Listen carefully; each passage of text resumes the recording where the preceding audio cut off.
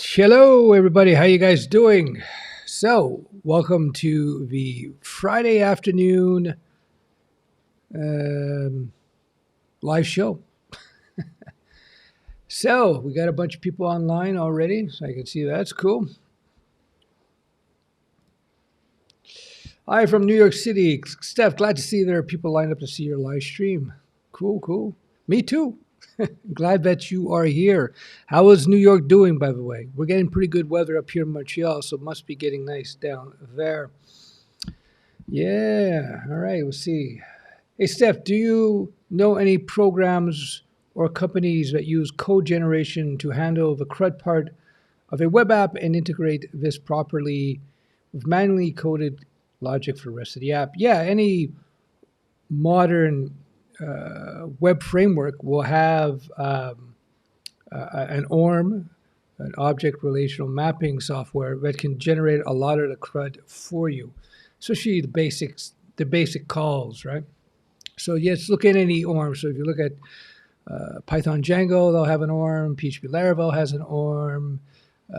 They all do. So just take a look at their ORM tool, and it will do a lot of the CRUD generation for you. A lot more than you think, actually. Artur, good afternoon, Stefan. How are you? Artur from Bournemouth, excuse me. That's Australia, obviously, I would imagine. I'm good. How are you doing, man? All right. So this is a bit of a free form Friday. I was going to talk about Python again, but I decided, we talked about it yesterday. There goes that drilling again. It's in Quebec, up here in Quebec, Canada. Quebec, they start doing all the, because of COVID, they hadn't done any renovations for a while. So I think they just started allowing them this week. So we're starting to see all kinds of renovations. New York City has a lot of rain this year, and it's cold, and it's a cold April in comparison to other years. Yeah, hopefully it will grow. Hey, Stefan, what's your opinion on the Marin stack for freelance? Look around, see what the job opportunities are. I think you're going to find more opportunities in other stacks. But you never know. You never know. PHP, I know people don't like to hear, but PHP, WordPress, PHP, implementing shopping carts and stuff, updating stuff. There's a lot of work there. But if you can find work with doing Mern, then use Mern. Colleen, happy Friday. You too, you too, you too, you too. What's your opinion of PWAs versus native mobile apps? I think native mobile it's going to be there for a while, but I'm more of a fan of non-native solution, whether it be PWA, simple responsive website, Flutter, React Native, just because who wants to write and maintain two separate code bases for each of the major platforms, Android and iOS, of course. Hello, Stefan. I am from Serbia. Do you know how I can find job to work direct for USA, Canada firms from home, remote? You would have to reach out to companies in the USA, Canada, and deal with them directly. So have a good site, have a good resume. Make sure your English is very, very good. Steph, functional programming versus OOP. I am not an expert in functional programming. All these different types of programming, all comes down to, like anything else, it comes down to the merits of the job. The job at hand will tell you which one to go with. Although I'm sure you could do both, and you have different people have different opinions. I have no opinion because I'm not somebody who's used functional programming in a commercial setup. Hi, Stefan. Vue.js or plain JavaScript for an MVP?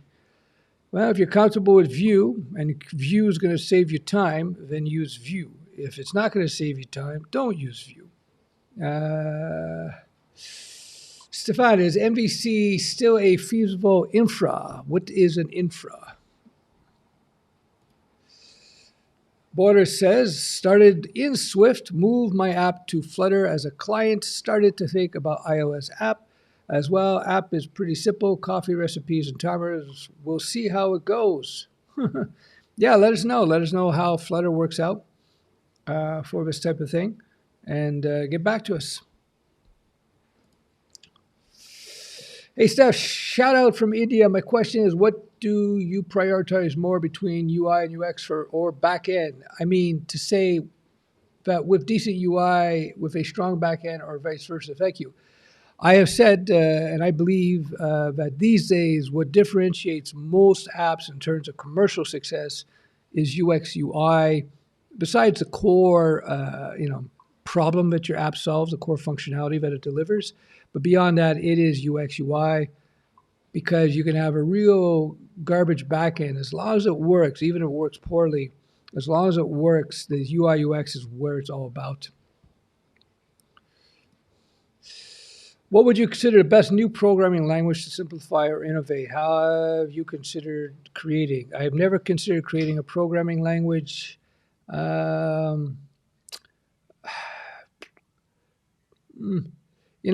haven't looked at any of the new ones because I don't think any of the cutting edge new ones are across the board significantly better. They may have their niche applications.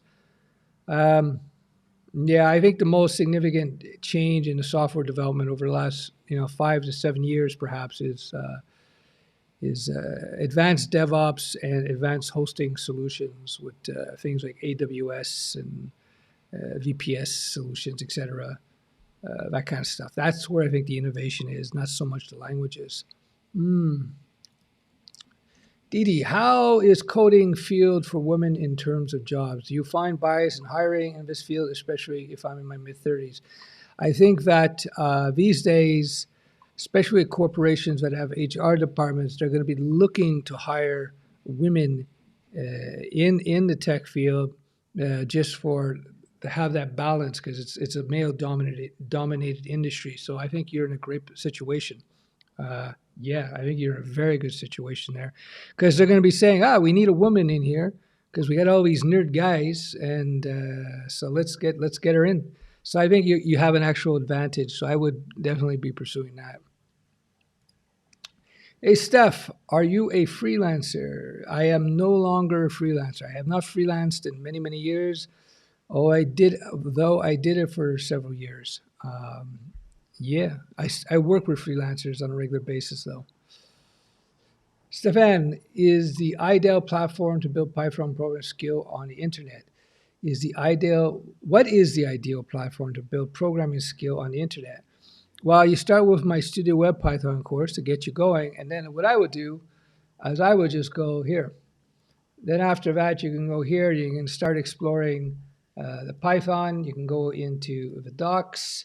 You can see what's new. They got tutorials going over the major features. That's one of many, many, many, many, many sites. So there's a lot of information. The key, the difficulty in programming is actually is understanding your basics. Once you understand the basics, then you got all the docs you can refer to, YouTube tutorials. If you want to do books or paid tutorials, up to you.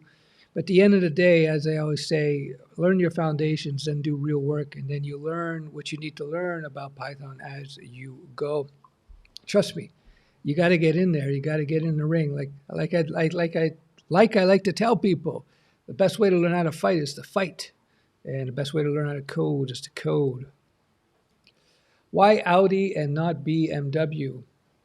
The interiors. The Audi has nicer interiors overall.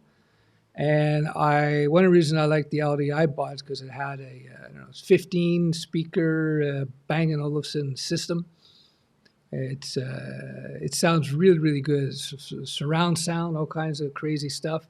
And I even bought some DVD audio, which is 24-bit high-def audio, Blu-rays, DVDs rather, of like Pink Floyd and so on, just to get that surround sound. So I like driving around my car because it's got the 15 speakers. You jack that, it's like a concert in the car. So yeah, that's why I went with Audi.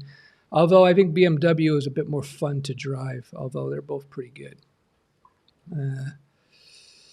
That said, my friend had a BMW for about 3-4 years, but he just switched over to an Audi TT-RS, and he really likes that car. Sir, why we have to create a virtual environment before we run Python code in VS Code? I don't know why they do in VS Code, but generally speaking, a virtual environment is kind of cool because it allows you to create an environment that will reflect the deployment environment.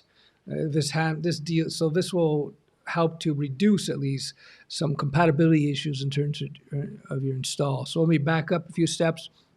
One of the big problems is that you would write all your code in whatever language, Python, Java, PHP, whatever, and it works well on your development workstation. And then you upload it to the live server, and because the server is not configured like your development box, things don't work. And you have to start trying to fix things.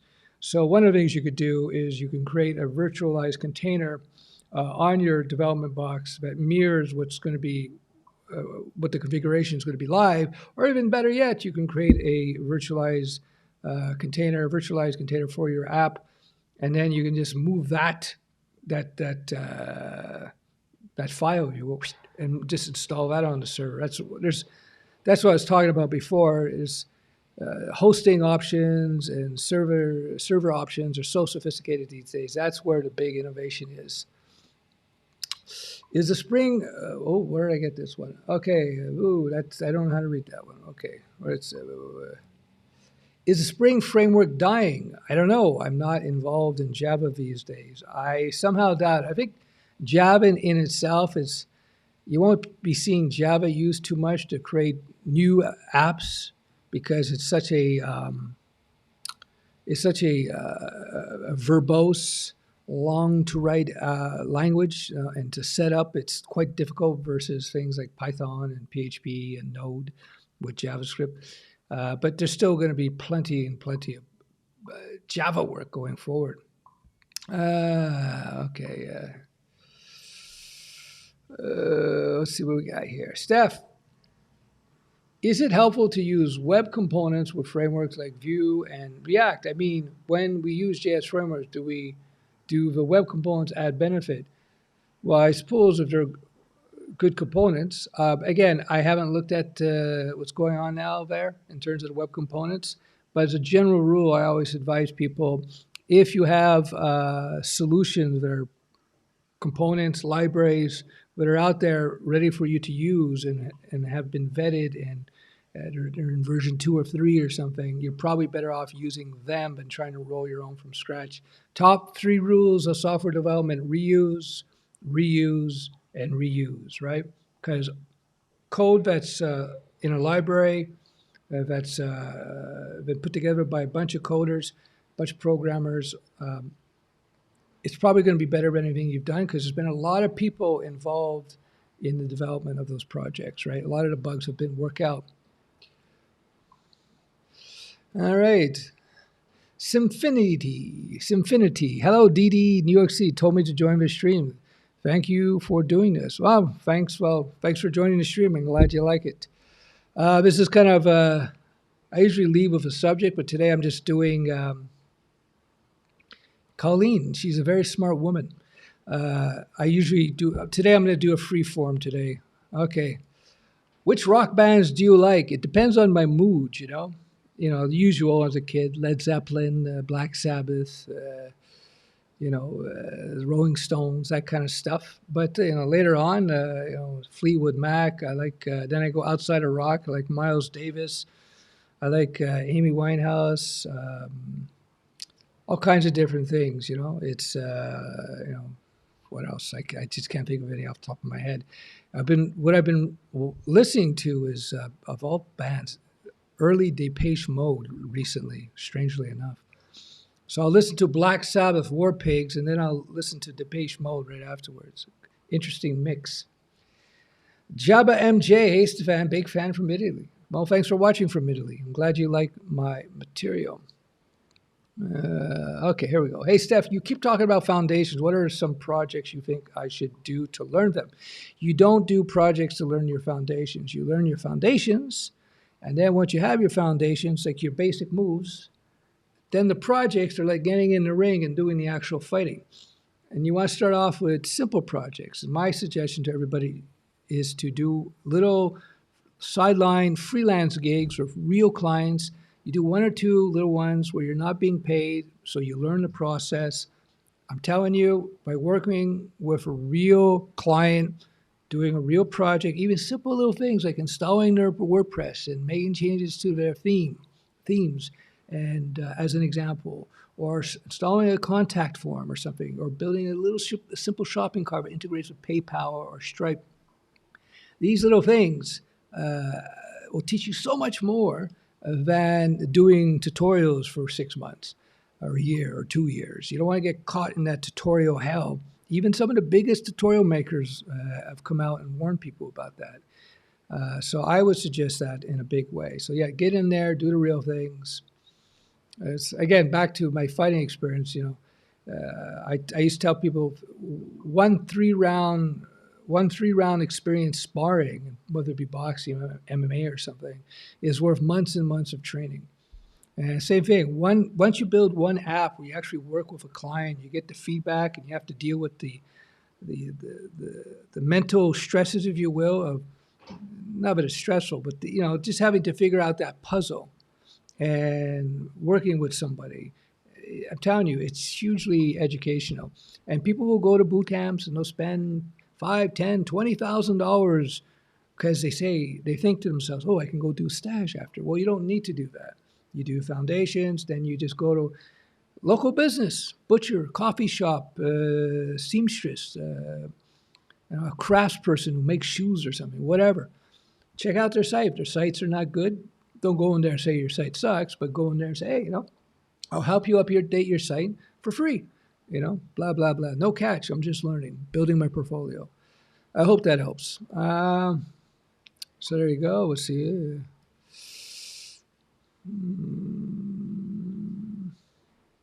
Here we go. Here's somebody's answering somebody. So I'll put the answer up.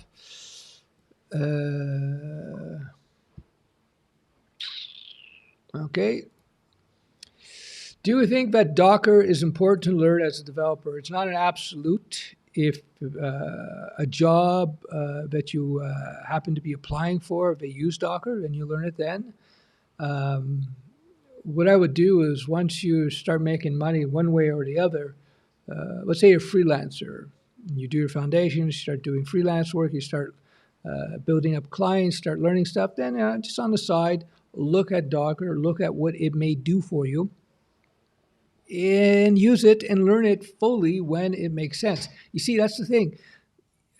You could get a lot of the training while you work, and that's how most developers do in the real world, Let's see if I can answer this. Please refer some sources for building assets for UI and UX. I know basics of web and native mobile application development, iOS and Android. Please refer some sources for building assets for UI, UX. What do you mean by assets? What do you mean? You mean skill sets? I'm not sure what you mean. What is the biggest disadvantage of PHP versus Python or Node? I think the biggest disadvantage of PHP has gotten it's like the redheaded stepchild of the programming world. It's got this weird bad reputation because people think of PHP the way it was 10 years ago, 15 years ago. I think that's the biggest thing against it, it's legacy, it's bad rep. It's ironic because when it comes to dynamic websites, PHP I still think is the dominant language in terms of use out there, in terms of web apps. Here's an interesting one. How do you know that your product idea or web app will be profitable? How can you test the waters before spending a year on building it? Well, you don't spend a year building it if you can. You rush it out as quickly as possible. Dirty, messy, sloppy code just to get it out as quickly as possible. Excuse me, what's the word I'm looking for? MVP, it's the minimum viable product, is a term that the investment community, the private equity, not private equity, but the investment community use to how they call that first app. They call it the minimum viable product. Just get it out as quickly as possible just to see how it goes. That term will come to me. I should have had a second coffee today. Okay. There we go. Basic question: what is a container? A container is basically think of it of a virtual software bag of software. It's a self-contained system, if you will. So a container. You can have a container in this. It's like a virtualized bag, and in this bag you can put entire operating systems if you want. Yeah, so that's what a container is. What's in your freelance course? The freelance course basically teaches you everything you need to know to start up a freelance business. It's focused on software development and web design, of course, but it's got a lot of universal principles. There's an assumption that you know the basics of coding and the foundations, but it teaches you how to set up your business, how to find clients. I provide 5 templates, contracts, workflow templates. In the workflow template, you learn how to actually manage a project from A through Z, and how to manage your client, which is very important in terms of success. You can look at the list below, but it's everything that you need to basically get up and running as a successful freelancer. Steph is like Yoda web dev. All the best, sir. Wow, thank you, Davor. I'm glad I can help. There we go. John B is correct with that one. Let's see what else we got here. Stefan, what Audi do you drive? I drive an S5 Cabriolet. S5 Cabriolet with a 6-cylinder engine. Yeah. Okay. Let's see what we got here.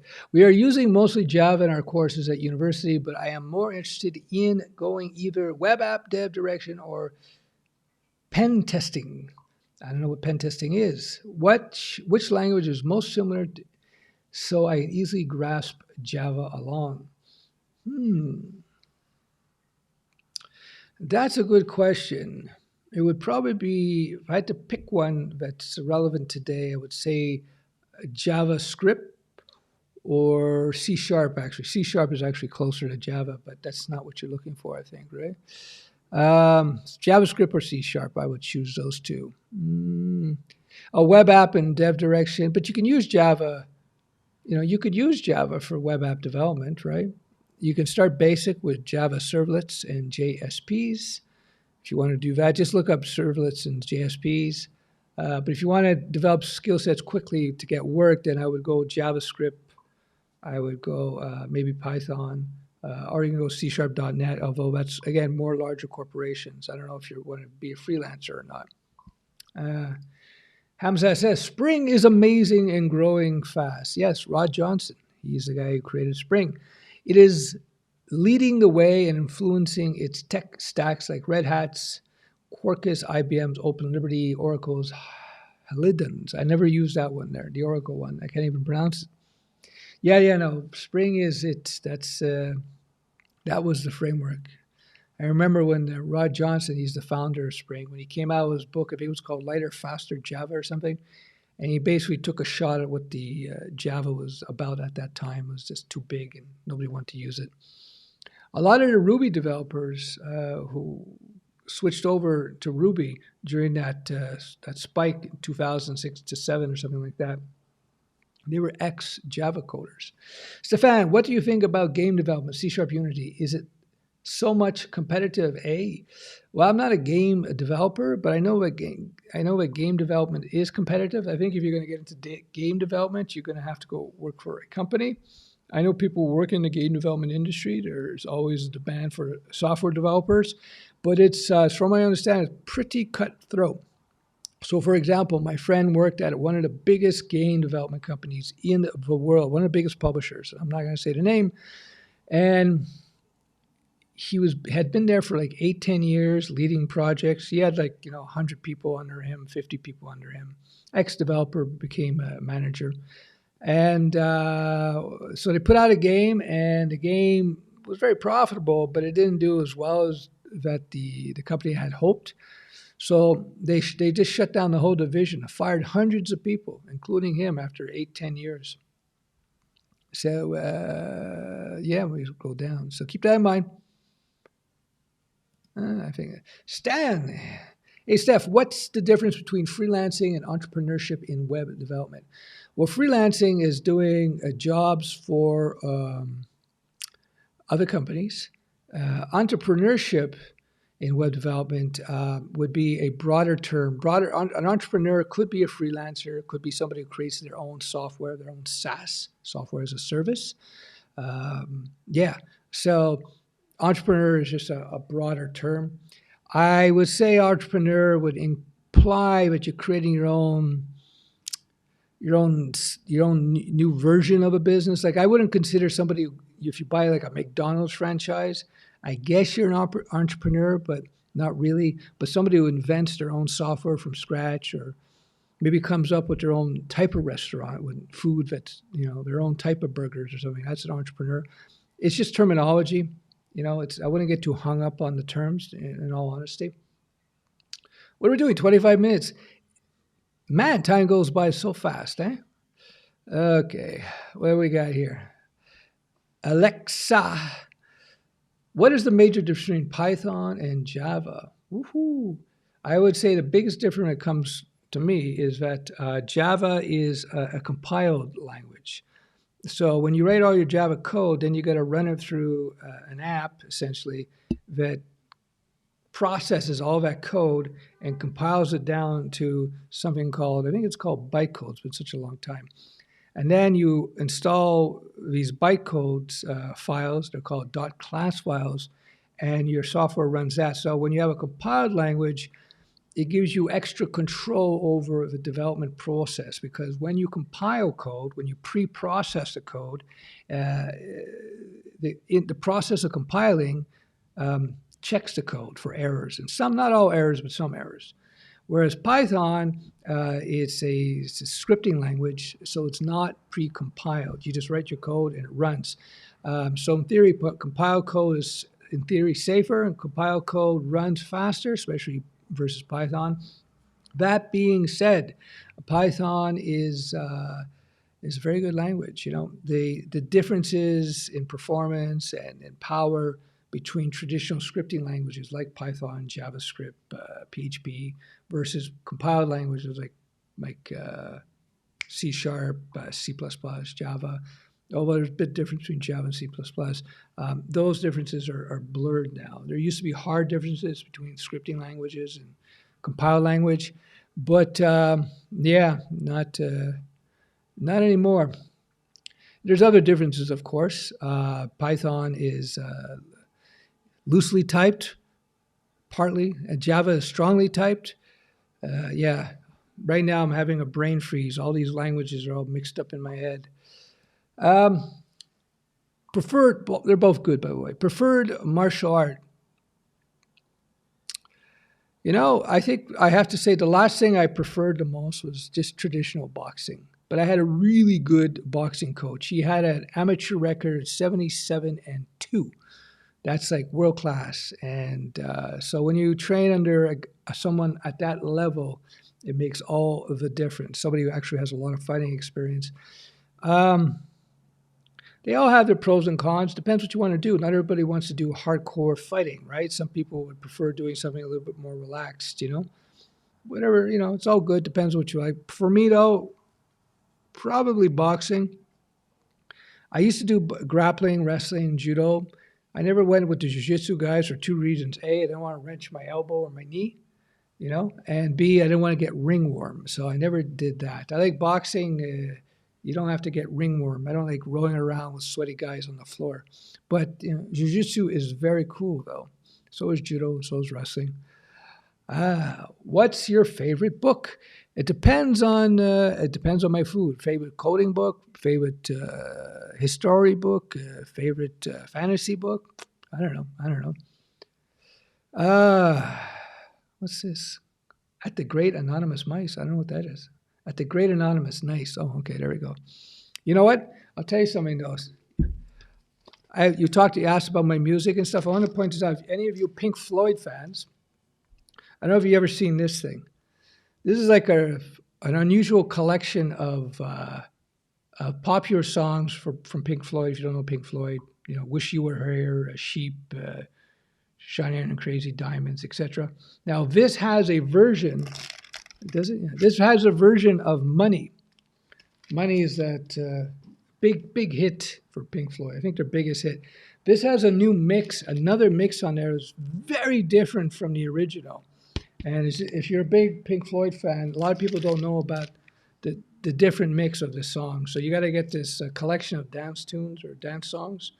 And if you're into Pink Floyd, you're going to get a very good version of "Money" on there. This is of course Japanese vinyl. Japanese vinyl is highly sought after by audiophile nerds for the quality of the sound. But if you just get high bit version, 24-bit or up, it's just as good in my opinion. Let's go. Okay. Steely Dan. Musically, my playlists will go from Magma to Steely Dan. Love Steely Dan. Opeth, then Bach. I Am Strange, laugh aloud. No, that's cool. That's cool. Hello, Steph Sensei. How you doing? Kuder Chulun Ak. Sorry, I probably did a bad job on that one there. Okay, we'll see what Charles has to say. I work the front end for my company, Reacts. I would with the back-end team, but not directly with the back-end code, which is also JS. Do you think it's possible to get a full stack position elsewhere? Why not? Just learn the full stack, learn your Express. I assume it would be Express with Node. Learn it, do a couple of side projects, and then you can start applying, There we go, communication here, so I facilitate. All right, let's see what Java says. Steph, I finished today a Java course. Congratulations. Finishing the course. A lot of people don't finish the courses. I was thinking to learn Python and C++ in the future and maybe some cybersecurity. Have you got a recommendation? Thanks for all the work you make. I would, now that you know Java, I would look around the community, the world of programming out there, see what's out there, see what you might like to do. That's so important. And then let's say you say, hey, I like to do machine learning and Python looks cool, then learn Python. Or I like to get into game engine programming or small device programming, maybe you do C++. So look around at the market and try and gauge where the demand is and then choose based on that. That was my recommendation.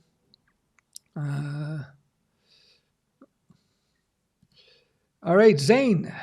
Last night I had someone respond to my local web dev listing. Long story short, I have my first paid gig. So you're going to give a lot of people on the stream hope. Fantastic. I'm making a tattoo shop page. I have to thank you, thank for it. I have you to thank for it. There we go. Steph, dyslexia. That's fantastic. Congratulations, Zane. There you go. That's it. Come back. Let us know how much you learn actually after having done that gig. And I know it's going to be a lot.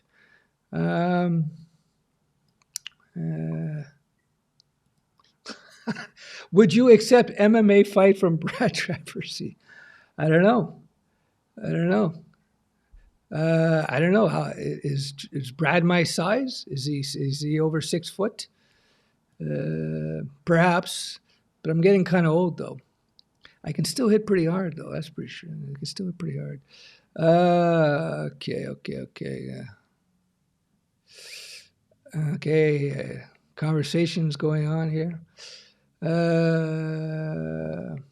Steph, you are so right. This week I've been coding 20 minutes, 2 hours each day. I have pushed through so many barriers. Fantastic. Exactly. Even a lot of people ask, I don't feel like learning today. I don't feel like coding today. What can I do? Just say to yourself, I'm just going to do 20 minutes and then I'm going to go play Apex.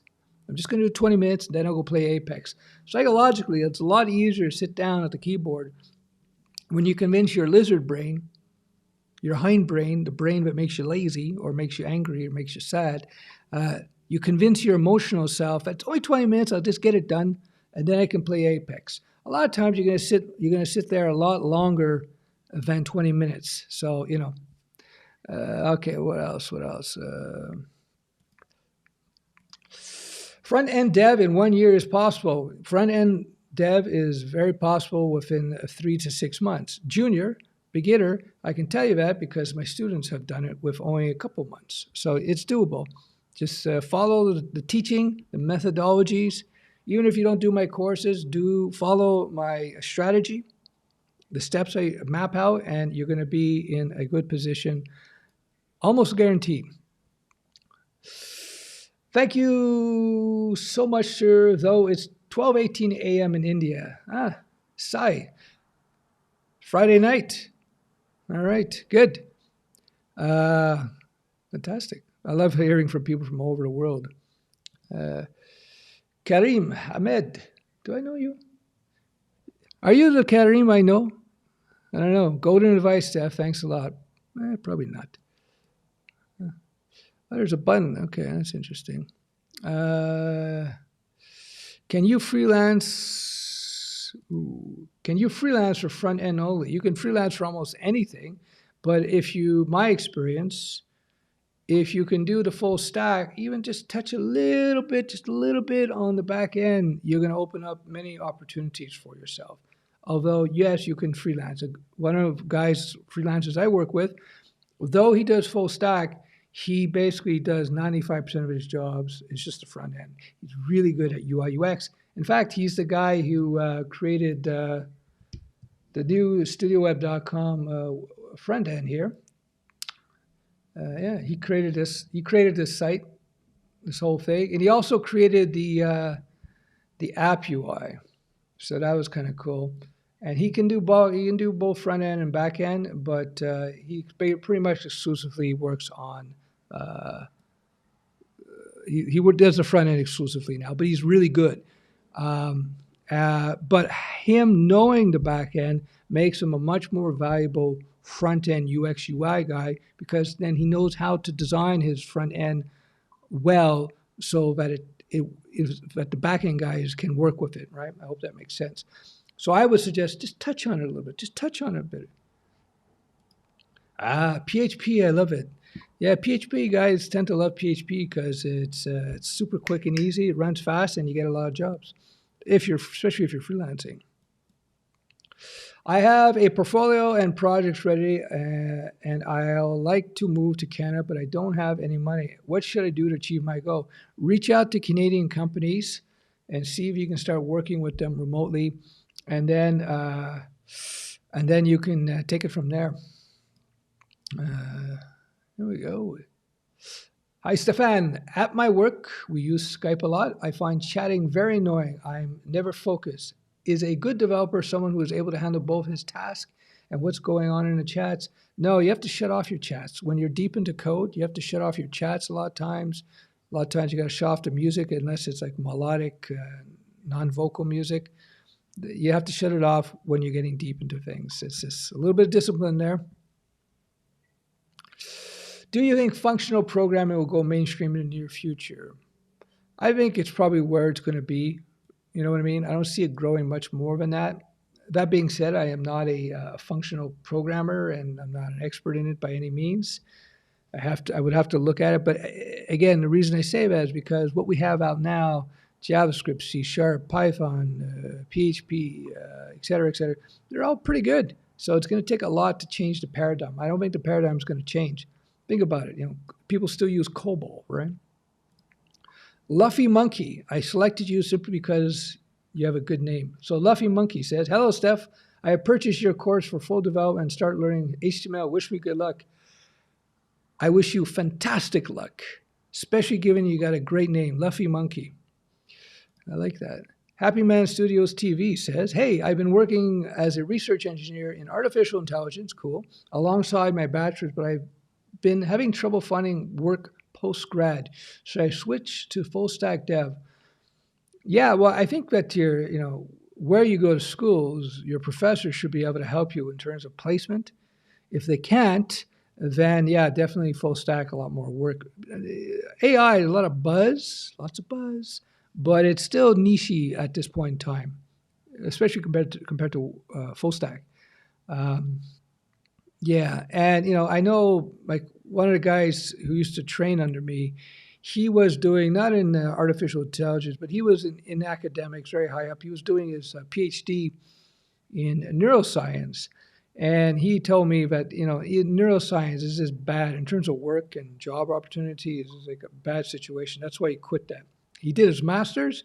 He switched out of PhD and just did his master's, and he got out earlier. And now Google has invested in his company. Mohammed, what are your views about competitive programming? Should we go for it or just get a job at A-grade companies? I would get a job at Z-grade companies versus competitive programming. Real work is much better than playing games. Nobody cares really how fast you write the code. Within reason. They care about the quality of your code. You become a quality coder by getting into the real game. How to overcome software project pressure as a junior developer. Do a little bit every day so you see yourself making progress. So psychologically, when you see you're starting to solve little problems every day, when new problems come aboard, you're going to have a lot of experience having solved little problems prior. So it's not going to be nearly as threatening to you. Again, I'll refer back to fighting. The first time you fight, it's shocking for most people. But, after 10, 20, 30 fights, you start getting pretty relaxed about it. Then it gets fun after 10, 15.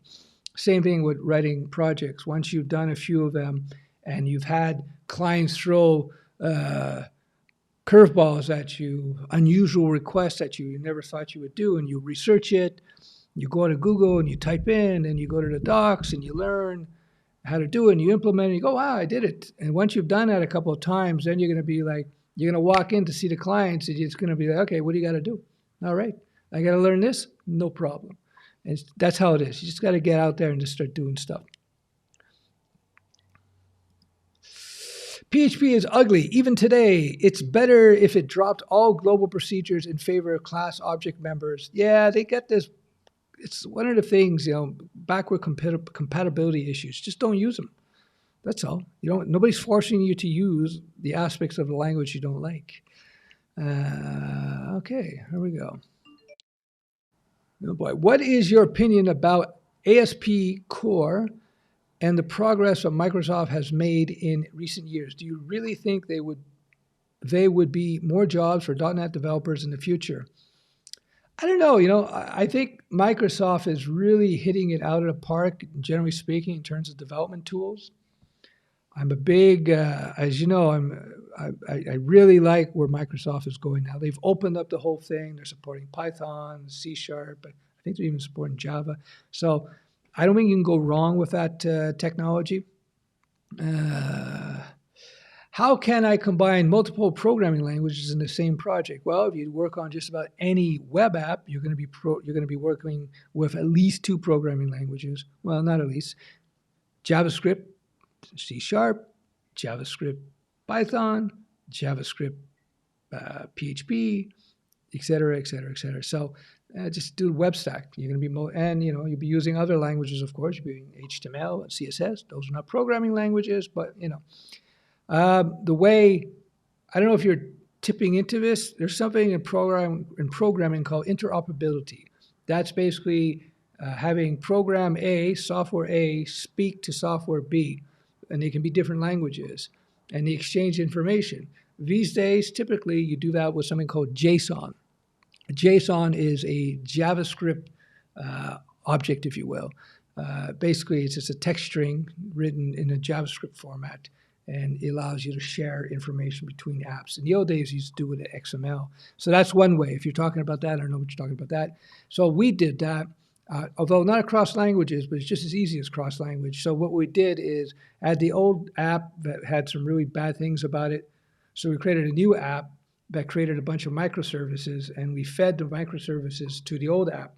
This microservices app that we built, the new one, grabbed a bunch of information from the database, processed that data, and created JSON objects, JavaScript object notation objects, and sent them to the old app.